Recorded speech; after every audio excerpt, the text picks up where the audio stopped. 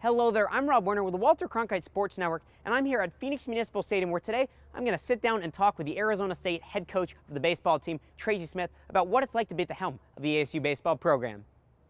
So speaking with ASU baseball head coach, Tracy Smith, and Coach, I want to ask you a little bit about some of the day-to-day duties of being a head coach that some people don't know. Can you tell us about some things you do behind closed doors that are the head coach's responsibility? Well, I always think it's funny because, and I've had numerous times in my career, somebody will say, hey, when it's in the off season, what do you do? And, they think that you just come out and you do the baseball. The actual, truth be told, the actual on-field baseball stuff, if I were to give you a percentage, is probably 10 to 15% of what we do.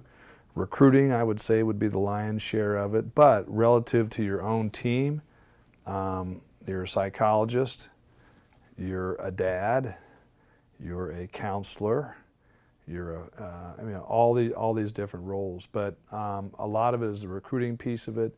But also, I think just building the overall, the development of your program, and that can be fun. And I've fundraising, development from that regard. And I'd say one of my favorite sayings is, it's easy to run a baseball team, but it's hard to run a baseball program because there's so many other elements that go into that. And you talked a little bit about fundraising. Can you tell us sort of how you got the Sun Devil program here at Phoenix Municipal Stadium? I mean, it's an amazing stadium, definitely one of the best in the country. And how do you think you were able to do that? And, people don't really understand that you actually were so instrumental in that process. Well, I probably came in on the second stage of it because the timing of the job we got here, we invested, and I say we, ASU, had invested a significant amount of money in it. Our next phase is we're working diligently for a batting facility, and so for the last 2.5 years, that's been a huge part of the external outreach for us. When you're talking, millions of dollars, that takes time, energy, and a lot of support. But I would have to say it's a combination, We've got a great development department. Tom Collins, or TC, as everybody refers to him, has really been good rolling up the sleeves and getting after it. Gabe Cadwin have been very helpful in identifying people that then it's my job to go out and connect and give the message of ASU baseball. So I see that. A lot of people look at fundraising as not fun. I actually enjoy it because I'm a relationships person. So to go out and meet people that are supportive of your program doesn't seem like work to me. And when building a program, you need good coaches alongside you. How instrumental and helpful has it been having Ben Greenspan and Michael Early and Fred Norrie? How much does that impact your program? Well, I think, just even over time, you want people that you can trust and that certainly good baseball people. It's not a requirement that someone has played for me. I think it's kind of worked out that way a little bit. But, Ben was with me as a player. Mike was with me as a player. The unique quality of that is they know you. They can be that subtle voice to a player to say, okay, he may be saying this, or, hey, you need to read into it, because they've been around me long enough to know. I think Ben has established himself as one of the top recruiting coordinators in the country, as witnessed by, what he's done since he's been here. And what's remarkable about that is he's done it in a relatively short amount of time. I'll be on the road and guys will come up to me, whether it's scouts or their coaches, and just say, hey, man, Ben is with it. Mike coming in the volunteer role for us this year is not afforded the same luxuries of the recruiting, but he's a star in the making because he's got such an innate ability to connect with the players and communicate a message. Freddie, he's kind of that, I don't know what it would be, that voice in Animal House, where, talking to you, and he's my angel, by the way. But I would call him probably 2 or 3 times a week, even when he wasn't on staff, just to talk about it. He had 2 sons that played for me, so he knows me. But because we had a coaching change, as you well know, in the middle of the season, I wanted someone that was going to come in and just kind of be a stabilizing piece. So, you spend a lot of time together, so you better get along with each other, and I think we do that. And this year, especially with such a young team, how do you kind of manage so many freshmen and sophomores when you've had some amazing teams recently at Indiana coming over, and the past couple of seasons at Arizona State? How have you kind of dealt with having such a young team? You had 4 seniors when you came into the year, now only 3. How do you go about coaching a younger team? Well, every team is different. I mean, and every team dynamic is different. And I think what makes this even uniquely special or different is you're talking about a transition because, you know, while we've been here, there's some of that element of, hey, you know, Coach Smith didn't recruit me or whatever, and so it's just, but people are people. At the end of the day, if you bond with kids or you create those relationships, it's going to minimize that. So it is a young team. I think with a young team, there are some things that go hand in hand. You know, some inconsistencies. You know, no doubt we're struggling this year. I think it's a combination of things, youth playing a part of that. But you know, what we're looking for at this point is the buy-in, the effort, and for the most part, those young guys, you know, have done a good, and you know, and some of the older guys too. So it's not. I don't look at it as a young old thing. I just look at it. Every team is different with multiple personalities, and you've got to find ways to manage that.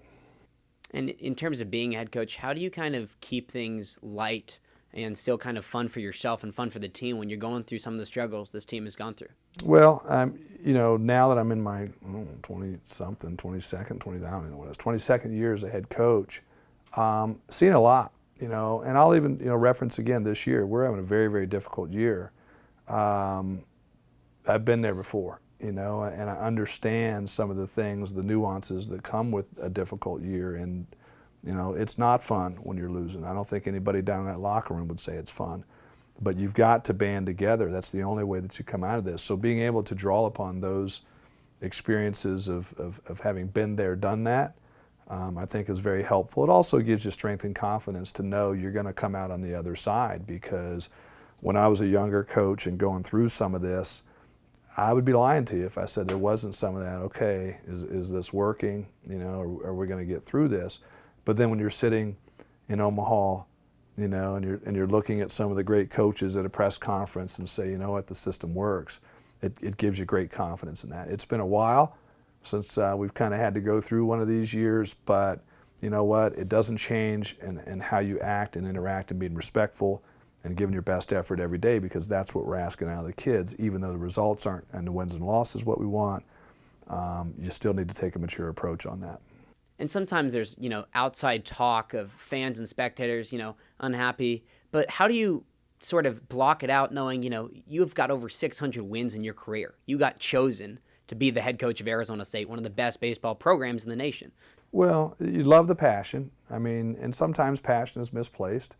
But I would say first and foremost, I think what it demonstrates, whether the fan base is positive or negative, it demonstrates they care. And you know, that's a good thing. So, you know, I'm a confident individual. I'm a strong individual. What you have to, and I like to have fun with that sometimes, as you know, on Twitter. But what I think, you know, what kind of you chuckle sometimes is, and you have to put in perspective and just keep doing. They're not there every day. You know, they don't know what's going on in your practice. They don't know the circumstances. So you got to block it out, because you know, while we're all human beings and you have feelings, you got to have enough strength and confidence to know, you know what, they're uninformed on some of that stuff, and it's the passion coming out, and so you just take that, and as disappointed as people are right now, I would assume the enthusiasm, whatever, will be that and then some when we're winning. So you take the good with the bad. That's what you have to do in positions like this. Absolutely have to do. And in the coming years, what are you hoping to do at Arizona State? You know, a great baseball program. How do you want to sort of not be remembered, because you are still under contract for a number of years, but where do you want this program going? Well, I mean, as we're talking, I'm looking out in, you know, right center field, and I'm looking at the you know, NCAA national championships, and I look on there and I see 1981, and I communicated with Ray Anderson the other day, because I know a lot has been made to do about the streaks, and you know, and I said, look, I didn't come here to keep streaks alive. I didn't come here to, you know, I didn't. What I came here to do was to change that banner from 81 to winning a national championship. And with that, I said, we're going to do it the right way. And, you know, so how do I want to be remembered? I want to be, you know, remembered for, you know, a guy that was, you know, tough, fair, whatever you want to call it, doing it the right way, but got ASU, you know, that national championship in recent times that everyone so desperately wants. And very truthfully, that's why I came here. And that has not changed through good and bad, and some of this, you know, it's a process, and you embrace the process, and we're going to change that banner. That's what we're going to be remembered for. Thanks, Skip.